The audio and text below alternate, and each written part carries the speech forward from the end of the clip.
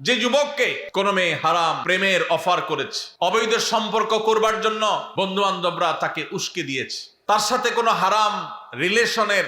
প্রস্তাব এসেছে, সে সেই প্রস্তাব লোভনীয়, অভিজাত, সুন্দরী, উচ্চবংশীয়, ভালো ঘরের মেয়ে অফার করার পরও সে চিন্তা করেছে এই অফার গ্রহণ করে আমি সাময়িক ভোগের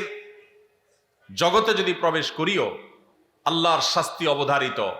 গোটা পৃথিবী মিথ্যা হতে পারে, সবাই মিথ্যা হতে পারে, আল্লাহর ওয়াদা, আল্লাহ নবী সাল্লাল্লাহু আলাইহি সাল্লামের ওয়াদা কখনো মিথ্যা হতে,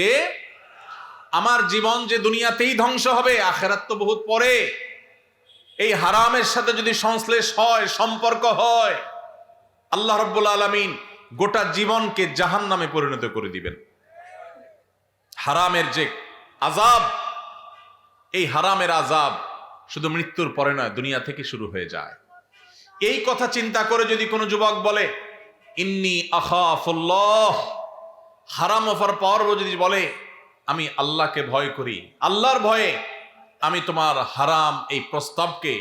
হারাম এই অফারকে আমি গ্রহণ করতে পারলাম না, সে যদি নিজেকে বাঁচিয়ে রাখতে পারে, নবীজি সাল্লাল্লাহু আলাইহি সাল্লাম বলেছেন ওই যে কিয়ামতের ভয়াবহতম দিনে আল্লাহর আরশের নিচে ভিআইপি প্যান্ডেলে যে মানুষগুলো ছায়া পাবে, আশ্রয় পাবে, যাদেরকে কোনো কষ্ট স্পর্শ করবে না, তাদের মধ্য থেকে এই যুবক, যেই যুবক হারাম এবং অবৈধ সম্পর্ক করার সুযোগ পেয়েও সেখান থেকে সে নিজেকে বাঁচিয়ে রেখেছে। আল্লাহ তাআলা আমাদের যুবক ভাইদের চরিত্রগুলোকে হেফাজত রাখার তৌফিক দান করুন।